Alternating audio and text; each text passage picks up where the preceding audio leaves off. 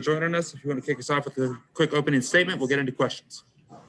Okay, well, it's obviously been a long day at the ballpark for our guys. This afternoon was a tremendous victory behind A.J. Labus. He did such a wonderful job. He was able to, for the most part, save our bullpen and allowed us to be able to have Fontenot rested and healthy to be able to go the last two innings for us. And that was critical, obviously. He ended up having to throw, I think, 37 pitches, and having him rested and available was critical. The other thing that was awesome was Javen Coleman. It played out just like we had hoped. You know, Vittmeyer gave us that first inning, got a big strikeout to end in the first inning. I think it was a strikeout to get Zavala with the runner in scoring. Or no, Zavala doubled, I think. I forget who he got out, but he got with 2 outs. He got the batter, the runner in scoring position, and gave us a shutout inning. And then the plan was to bring Javen Coleman in, and I couldn't even have dreamt that he was going to do as great as he did. Then I got a little greedy there at the end, and he was throwing the ball so well. I knew he was tired, but I was hoping he could sneak us through the 8th inning to save the pitches on Fontenot. But, you know, he was gassed, and he walked the first batter. Fontenot came in and did a tremendous job. I wish we would have turned the double play and made a play there in the 9th inning. Would have saved a few pitches on his arm. But at the end of the day, he ended up getting the final outs for us, and we had a tremendous victory against an outstanding ball club in Oregon. So sets the stage for one game winner take all tomorrow night, and just can't tell you how proud I am of our guys. You know, it's 3 straight elimination games that we've won, and we're just not giving up. Told the guys after the game, you guys just won't let me retire. You keep making me work. So I'm happy to do it, though. All right, open up for questions. We'll start with Wilson Alexander. Yeah, Paul, just following up on Javen, excuse me. Obviously, early in the season, there was a while he didn't pitch, and then he started. I mean, it's just been building this kind of performance for a while. The more he's developed over the course of the season. Well, you remember at the beginning of the year how tremendous he was against Louisiana Tech, and then for some reason,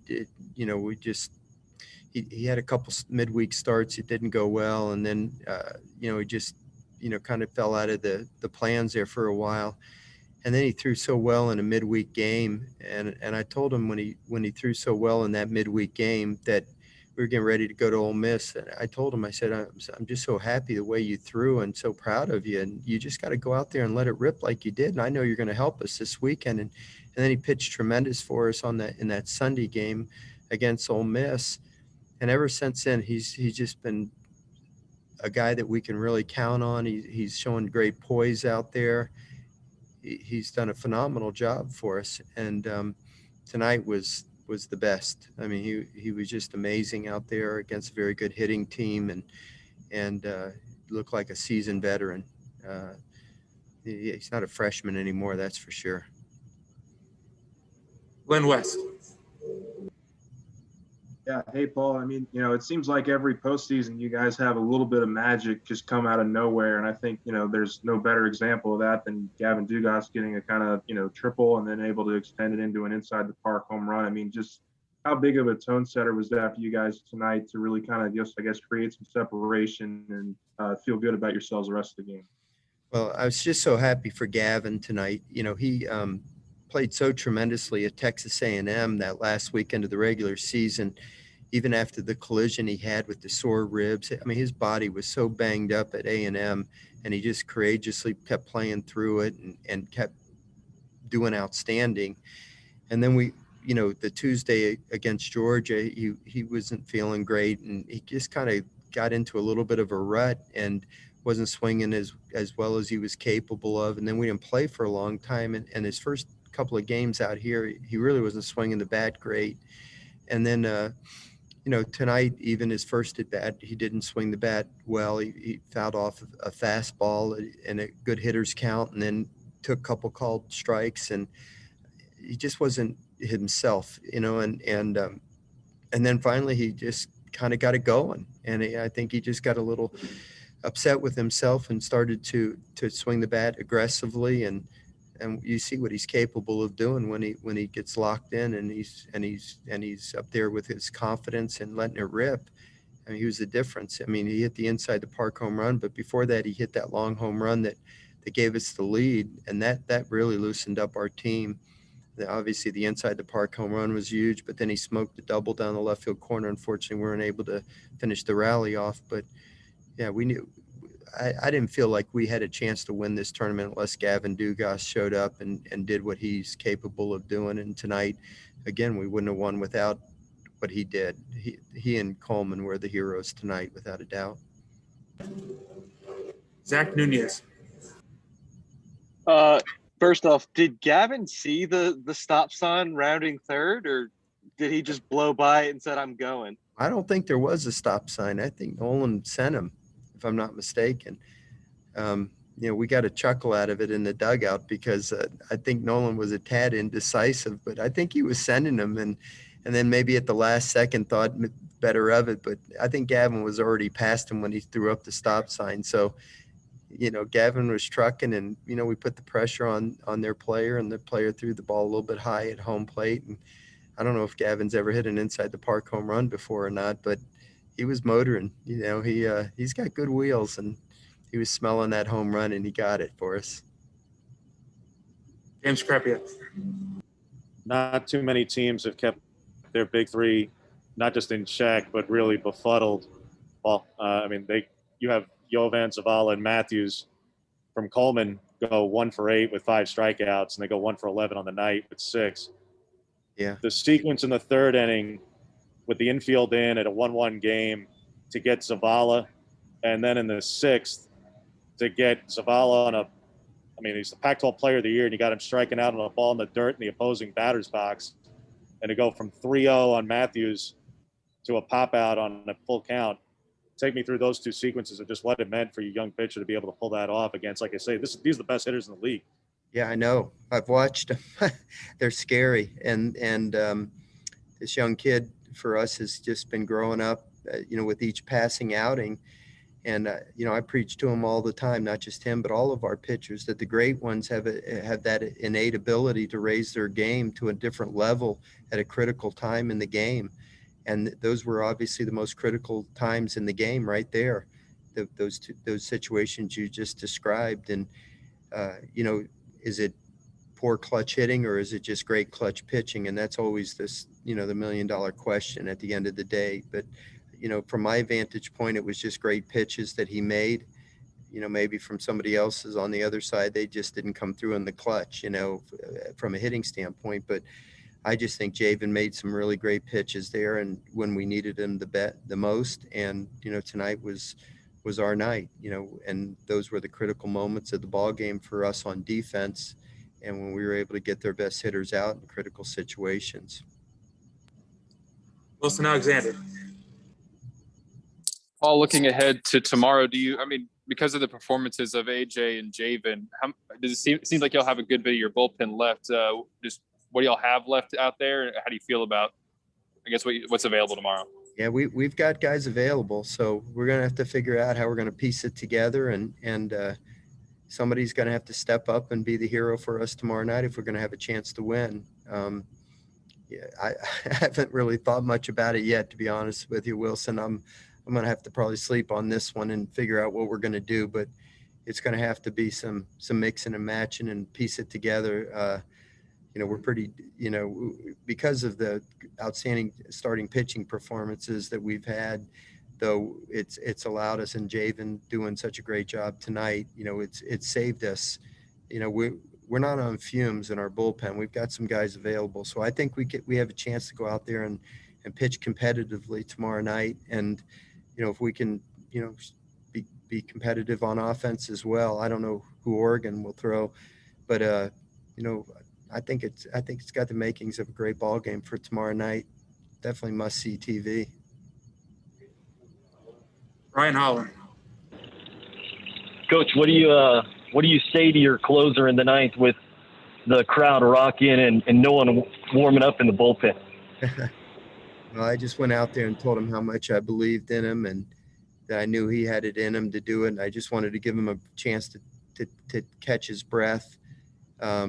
He's been in that situation a lot of times, and I just told him how much I believed in him and I loved him, and I appreciated everything he's done for our program and for me in my career. And there was nobody else I wanted on the mound but him in that situation. And just to take a deep breath and let's go get him. And he responded. He was very cool out there, and he made some big pitches, and thank goodness he did. All right, Coach, I think that's all we have for you. Thank Congrats you. on the win. Best of luck tomorrow.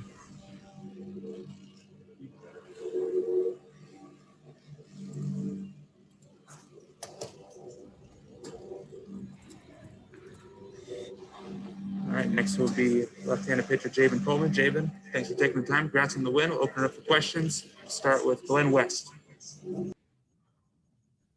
Yeah, hey Javen. I mean, just 6 innings tonight, a career high, 95 pitches. I mean, just what was working so well for you tonight? I mean, everything seemed to be, just kind of you're at your best. I mean, just talk about tonight's performance, and then also just kind of how you've been building up to this performance as well. Yeah, definitely building up to this. I really went back to the basics and where I really started. And, I was thrown in the bullpen. I felt like I was super synced up. And me and AD always talk about fill up the zone, go after the hitters.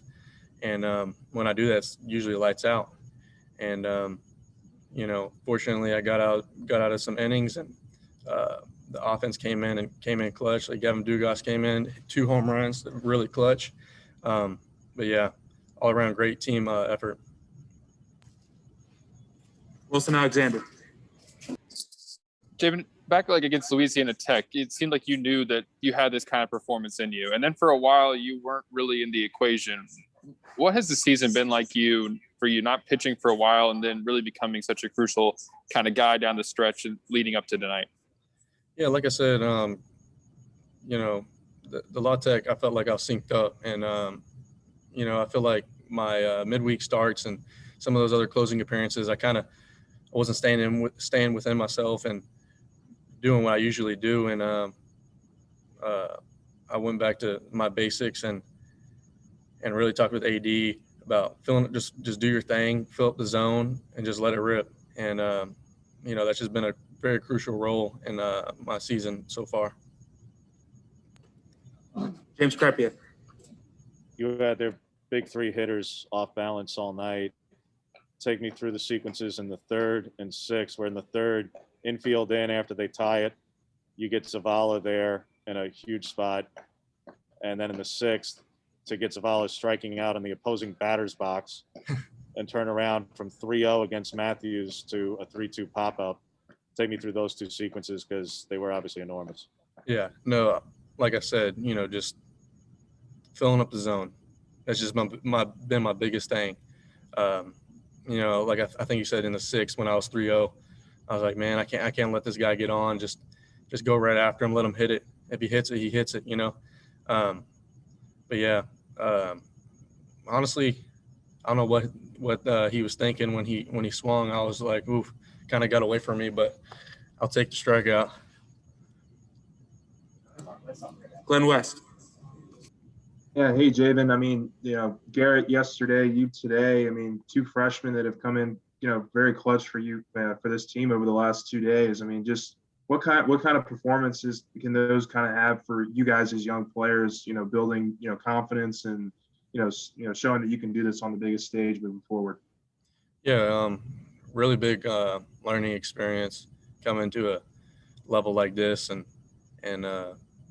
doing what we've been doing, and I think the back end of our bullpen is really going to feed off this and really show up tomorrow. All right, thanks, Javen. Congrats on the win. Thank you, appreciate it.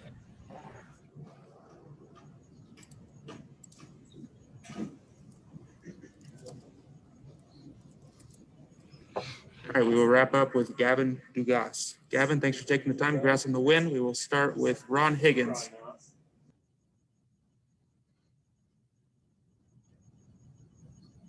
I don't have any Ron. value. Okay, let's go to Wilson Alexander. Gavin, maybe you already know this, but if not, maybe I have some bad news for you. They didn't rule it an inside the park home run. They called it a triple that you scored in the air.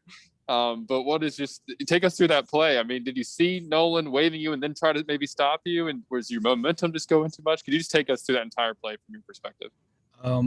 Honestly, I did see Nolan. He was giving me the go around third.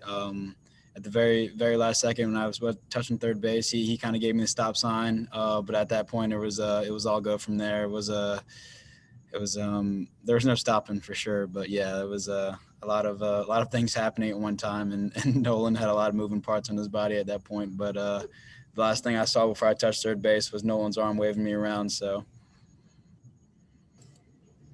Zach Nunez. You had a big night tonight. What was the key to your success tonight? It seemed like you were really feeling it. Just being comfortable again. Me and Coach had a conversation during the game today. It really motivated me in a way to just kind of relax. Sometimes I get to a point in my game where I kind of try to do too much and I put too much pressure on myself, and Coach knows how to get that out of me and get me back in a form that I need to be in, and he did that for me today, and that's kind of what happened and how I ran with it. So, James Crepia. You were clearly picking up the ball out of Walker's hand pretty nicely with a double, triple, and a homer. Was there something in particular that you were picking up, or was it just a timing thing? Especially, the home run was no doubt as soon as he left the bat. So was it a timing aspect? Were you just seeing it well out of his hand? Walking through your perspective on how you were able to hit him so well.